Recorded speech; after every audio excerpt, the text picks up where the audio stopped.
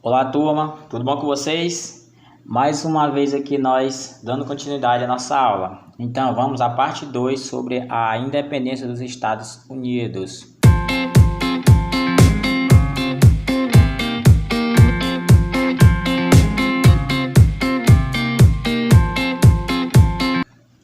Vamos pegar aqui a reta final da nossa última aula, que nós estávamos falando sobre as leis que a Grã-Bretanha criava a fim de tentar retirar de dinheiro, né, aplicando impostos sobre vários produtos lá das 13 colônias.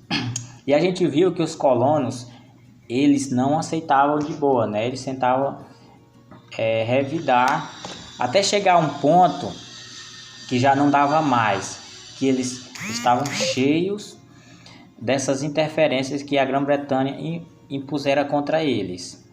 Vamos lá, a gente vai iniciar aqui lá na página 60, abram aí o livro de vocês na página 60. Com as taxas criadas pela coroa inglesa para as 13 colônias, geravam muitas revoltas, com o protesto conhecido como Festa do Chá de Boston, onde os colonos jogaram todo o carregamento de chá no mar. Em contrapartida a isso, os ingleses criaram a Lei dos Intoleráveis, onde o governo adotou medidas drásticas contra os colonos. A partir disso, o porto foi fechado até que a mercadoria fosse paga. Não aceitando a essa pressão rigorosa da Inglaterra, motivou a reunião das elites coloniais de todas as colônias, exceto uma, conhecida como Geórgia. Então, das 13, 12 participou dessa reunião, que ficou conhecido como o primeiro Congresso Continental da Filadélfia, em setembro de 1774.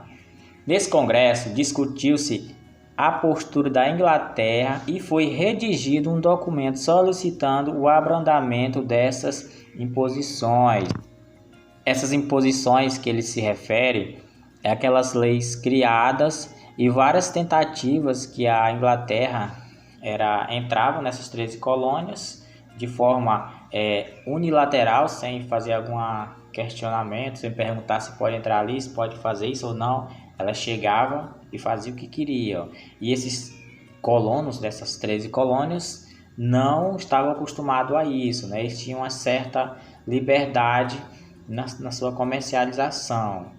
Isso fez com que eles se organizassem e tentassem barrar essa entrada de forma drástica e essas aplicações de leis da Inglaterra em relação às 13 colônias. A Inglaterra não aceitou as medidas por essas elites nesse primeiro Congresso Continental da Filadélfia.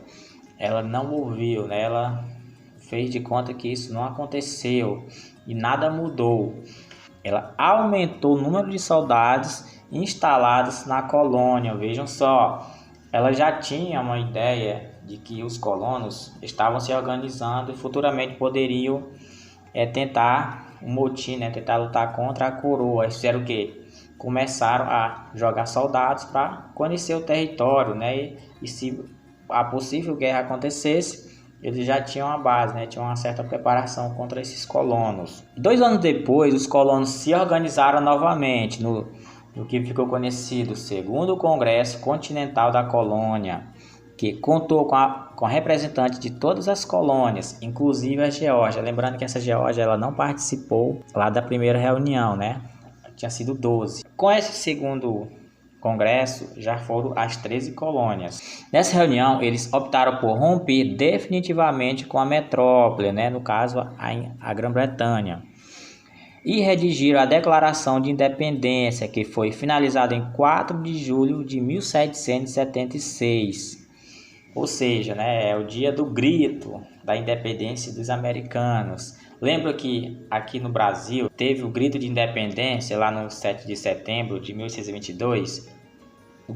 Lá nos Estados Unidos, na então conhecidas as 13 colônias, o grito de independência dele, a data comemorativa de independência deles, no 4 de julho. George Washington foi indicado comandante das tropas liderando os revoltosos e os colonos foram chamados à luta contra a metrópole. Pessoal, esse George Washington aí, ele é equivalente ao, vou trazer aqui para a história do Brasil, ele é equivalente a Dom Pedro I. E esse George Washington aí é um militar de uma patente alta lá na Guerra dos 7 Anos, um pouco antes dessa treta aqui, dessa guerra de independência aqui da Inglaterra, dos Estados Unidos, em relação à Grã-Bretanha. Então, nesse 4 de julho de 1776, foi aprovada a Declaração de Independência dos Estados Unidos. O texto foi redigido por Thomas Jefferson e teve como princípio a defesa da liberdade e da igualdade entre os homens, nos moldes do iluminismo, né? A gente viu lá quando a gente estudou sobre o iluminismo, né? A tese deles, a proposta que eles tinham para a sociedade. E os Estados Unidos, né? Conhecendo essas propostas, tentou implantar, os Estados Unidos na época, as 13 colônias, tentou implantar aquilo dentro do território e tentar desprender da Inglaterra, a Grã-Bretanha. Com essa guerra iniciada, ela se estendeu por mais de 8 anos. Já no ano de 1777, os colonos tiveram o apoio dos franceses, holandeses e espanhóis nesse conflito. Vejam que o poderio militar dos colonos, dessas 13 colônias, aumentou, né, com a entrada desses 3 países aí no conflito. Os franceses, eles tinham um total interesse em apoiar os colonos. Lembrando que lá na Guerra dos 7 Anos, que foi contra a Grã-Bretanha e os franceses em busca de território, os franceses perderam. Já no ano de 1783, a guerra chegou ao fim com os Estados Unidos vencedores. No caso, as 13 colônias venceram essa guerra aí contra a Grã-Bretanha. E com a assinatura do Tratado de Paris, o governo britânico reconheceu a independência americana, ou seja, ele reconheceu sua derrota e aceitou essas 13 colônias não pertencessem mais a seu território.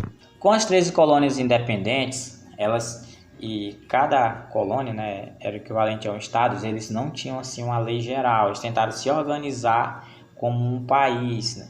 O que fizeram? Tentaram criar a Constituição, né, o primeiro passo, como surgiu aquela lei geral do seu país.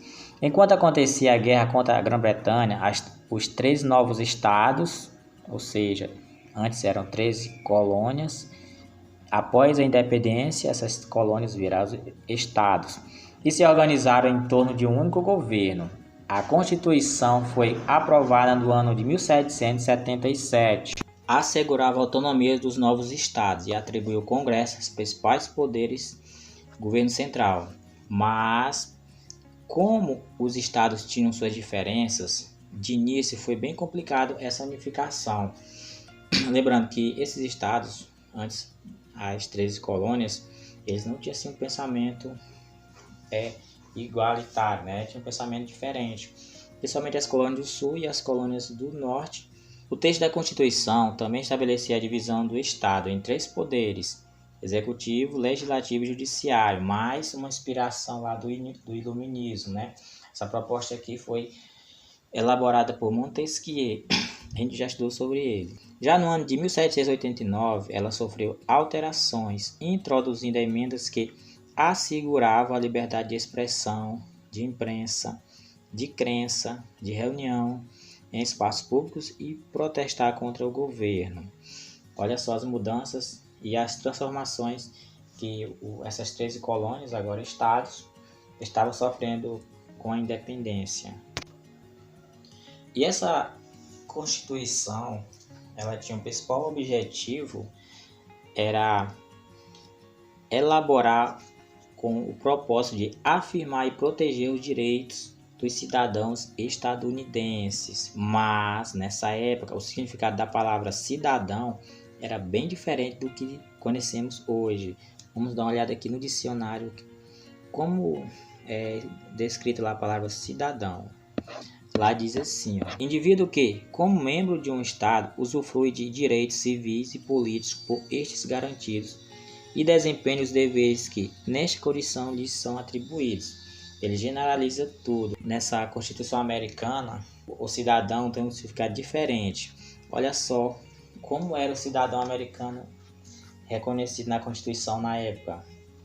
Ele se referia aos indivíduos do sexo masculino e que seriam livres, brancos e que atuavam politicamente na sociedade. Ou seja, se não encaixasse nesses termos aí, não era reconhecido como cidadão americano na época. E chegava ao ponto que exigia uma renda mínima ou ter alguma propriedade para participar da política. Olha lá, não tivesse essa renda aí, ou não ter nenhuma propriedade, automaticamente já era. Diante disto, pessoal, a gente já começa a perceber como era vista as minorias dos colonos nessa época. Lembrando, lá no livro de vocês, na página 64, ele vai destacar assim, ó: para os povos nativos, a independência dos Estados Unidos significou o aumento das invasões de suas terras. O governo estadunidense autorizou campanhas militares contra os povos indígenas que lutaram dos britânicos, ou seja, esses indígenas que ajudaram a Grã-Bretanha nessa guerra de independência. Eles sofriam uma certa punição, né? Eles eram uma espécie de ignorados e tinham suas terras tomadas. Apesar de alguns desses indígenas ter ajudado as 13 colônias lá na guerra de independência, nem eles mesmos foram poupados. Por quê? Pelo simples fato de pertencer às minorias nesse período, que também teve suas terras tomadas, né? E a partir desse momento em que os Estados Unidos ficavam invadindo e tomando terras para si, ele começou a crescer. Lembrando que o formato dos Estados Unidos da época é bem diferente do que a gente conhece hoje, né? Diferente como? A partir do momento que ele invadia novas terras, tomava, ele anexava ao seu território e com isso esse se tornava cada vez maior, até o patamar, aquilo que a gente já vê no mapa de hoje. Outros que também sofreram nesse período aí pós-independência e também pós a criação da Constituição foram os negros, que a situação deles, a condição de vida deles não obteve nenhuma mudança. Só no ano lá de 1863, já muito tempo depois da independência, que os povos negros americanos tiveram a abolição da escravatura deles, né? Não eram mais escravos. Contudo, a gente observa que isso revela que o processo de independência dos Estados Unidos ele foi bastante elitizado, de modo que afastou a adesão popular para evitar uma possível revolta social. E em razão desse histórico, em muitas cidades dos Estados Unidos, principalmente no sul e no meio oeste, os séculos de escravidão e discriminação hoje se manifestaram no alto índice de pobreza da população e afrodescendente em fortes tensões raciais entre os negros e brancos. Então, com isso, a gente finaliza a nossa parte 2 da independência dos Estados Unidos, pessoal. Até mais, até a próxima aula.